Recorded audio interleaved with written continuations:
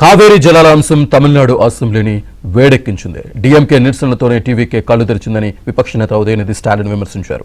DMK ఈ సమస్యను లేవనెత్తిన తర్వాత ప్రధాని మోదీ అపాయింట్మెంట్ను విజయ్ అడిగారని అన్నారు. ఉదయనిధి వ్యాఖ్యలకు ముఖ్యమంత్రి విజయ్ కౌంటర్ ఇచ్చారు. మోదీ అపాయింట్మెంట్ను ఎప్పుడో అడిగానని, కావాలంటే లేఖలు చూసుకోవచ్చని అన్నారు. కావేరీ జలాల విషయంలో తమిళనాడు ప్రయోజనాలను కాపాడడం కోసం అవసరమైతే అవమానాలు ఎదుర్కోవడానికైనా సిద్ధమంటూ విజయ్ వ్యాఖ్యానించారు. காவிரி விவகாரத்தில் எதிர்கட்சி சில விவரங்களை கேட்டிருக்கிறாங்க. காவிரி நமக்கு உயிர் ஆதாரம், நம்மளோட உணர்வு ரீதியான ஒண்ணு. அதனால அதை வச்சு அரசியல் பண்ற எண்ணம் துளி கூட நம்ம அரசுக்கு இல்லை.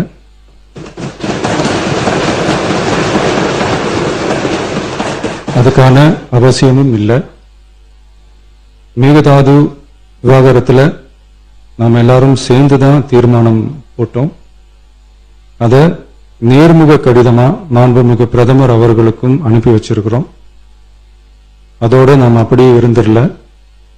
ராஜ்யசபாவில் ஒன்றிய ஜல் சக்தி துறை இணை அமைச்சர் மேகதாது அணை பற்றி முழு விவரங்களை குறிப்பிடலைன்னு தெரிஞ்சதும் காவிரி நடுவர் மன்றத்தின் இறுதி தீர்ப்பு மற்றும் மாண்புமிகு சுப்ரீம் கோர்ட் தீர்ப்பு சம்பந்தமான விதிகள் மற்றும் பத்திகளை கோட் பண்ணி மேகதாது திட்டத்துக்கு எந்த விதமான சட்டபூர்வமான அனுமதியோ நிர்வாக அனுமதியோ வழங்கக்கூடாதுன்னு மாண்புமிகு பிரதமர் அவர்களுக்கு அடுத்த நாளே நேர்முக கடிதம் எழுதினோம். காவிரி நதிநீர் பங்கீட்டிலையும் சரி, மேகதாது அணை கட்டுற முயற்சிகளை தடுக்கிறதுலையும் சரி, தமிழ்நாட்டோட உரிமையை நம்ம அரசு கொஞ்சம் கூட விட்டு தரவே தராது. அதுதான் நம்மளோட நிலைப்பாடும். அதே நேரத்தில் கர்நாடகாவில் சில அணைகள் கட்ட ஆரம்பிச்சதை பற்றியும் இதே அவையில் 1969 ஒரு விவாதம் நடந்திருக்கு.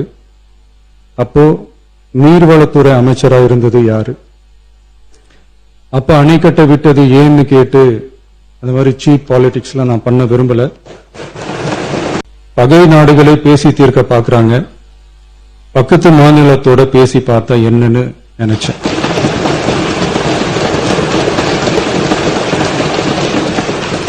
அதனாலதான் அப்படி ஒரு அட்டெம்ப்ட் எடுக்க நான் ட்ரை பண்ணோம். ஒருவேளை அந்த அட்டெம்ப்ட்ல ஒரு அவமானம் நேர்ந்தா என்ன செய்யன்னு சில பேர் கேட்டாங்க. அப்படி நடந்தா தமிழ்நாட்டு மக்களுக்காக அதையும் தாங்க தயாரா தான் இருக்கேன்.